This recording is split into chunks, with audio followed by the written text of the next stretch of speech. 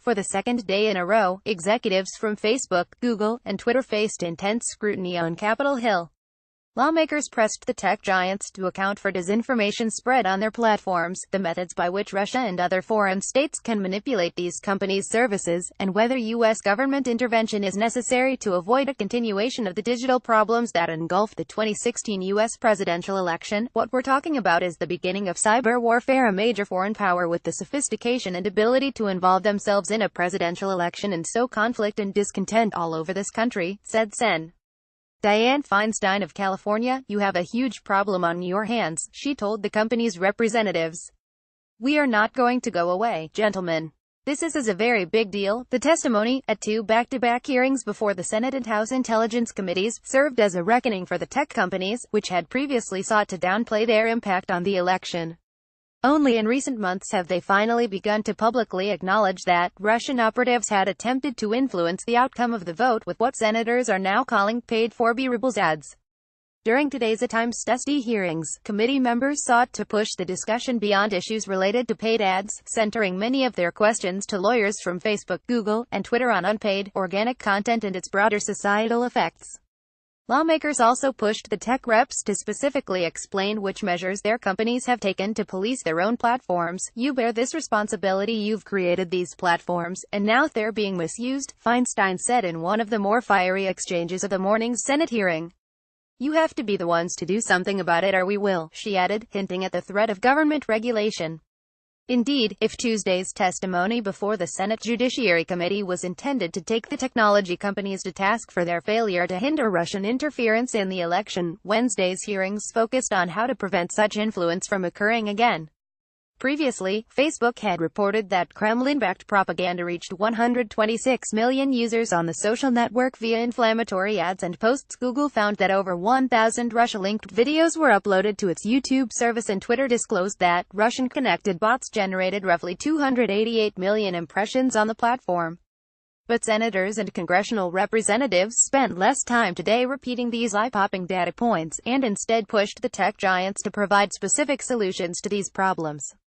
Responsibility of big tech. For the most part, lawmakers criticized Facebook, Google, and Twitter for not doing enough to police the content on their services, whether via ads or user-generated posts. "Your actions need to catch up to your responsibilities," Sen.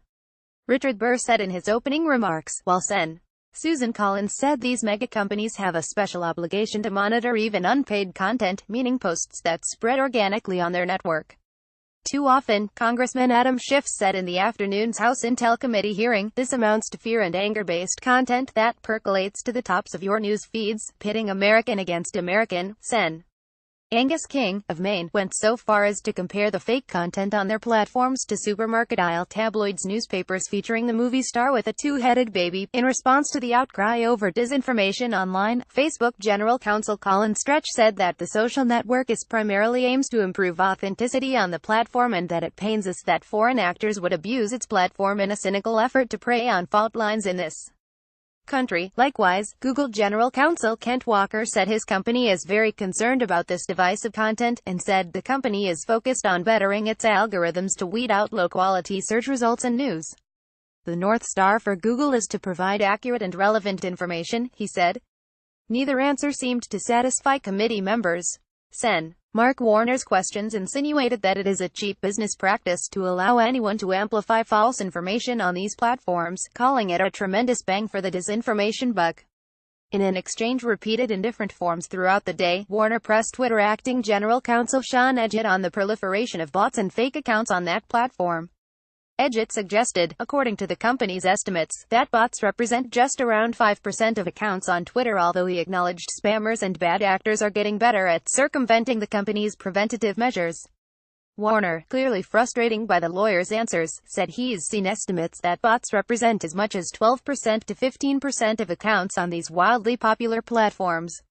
Given all the data and technical sophistication these companies often claim to have at their disposal, Warner argued that they could be doing a much better job of protecting their platforms from malevolent actors. "Your companies know more about Americans than the U.S. government does," he pointed out. Regulation is coming like yesterday's Judiciary Committee. Lawmakers at today's hearings didn't buy the Silicon Valley companies' typical excuse that they are simply technology platforms, and therefore are not liable, in most cases, for the content that flows through their services. You are the modern town square, modern postmaster, the phone company, the yellow pages, you are the newspaper, and the radio broadcaster, and the television system, and the emergency alert system, said Democratic Senator Kamala Harris, of California, listing a variety of industries that are subject to government regulation unlike Twitter, Facebook, and Google.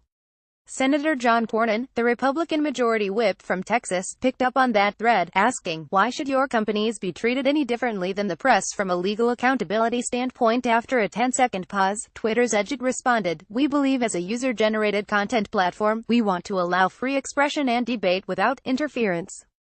Cornyn pressed again him to answer whether these digital services ought to be treated any differently than a newspaper, radio, or cable TV show. "We're not producing the content, we're allowing users to upload it," Edgett said. "That may well be a distinction that is lost on most of us, that you're just a platform for other people to express their views, as opposed to being a publisher," retorted Cornyn.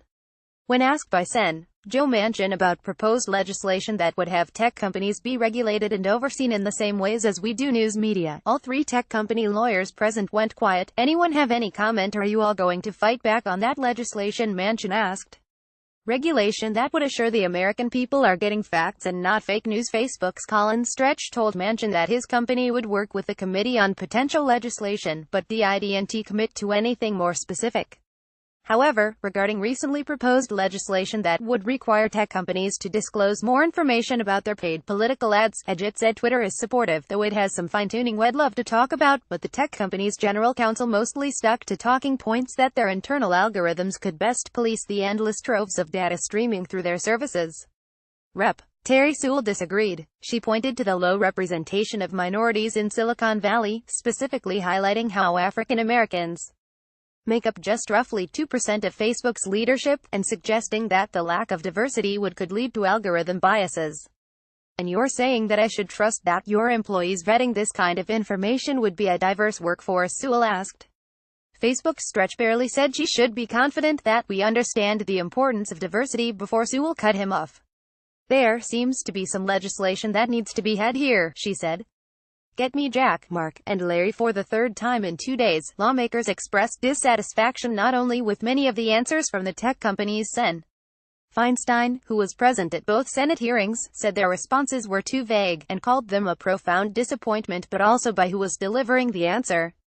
Without the leaders of these companies present, Twitter CEO Jack Dorsey, Alphabet CEO Larry Page, or Google CEO Sundar Pichai, and Facebook CEO Mark Zuckerberg, there's a sense that these tech giants can't fully be held accountable for their mistakes before, during, and after the 2016 presidential election. Said Sen. King to the tech company lawyers present, "I'm disappointed you're here and not your CEOs, he wasn't alone." Later in the hearing, Sen. Manchin echoed that view, arguing that he wished your CEOs would be here to testify. "They need to answer for this."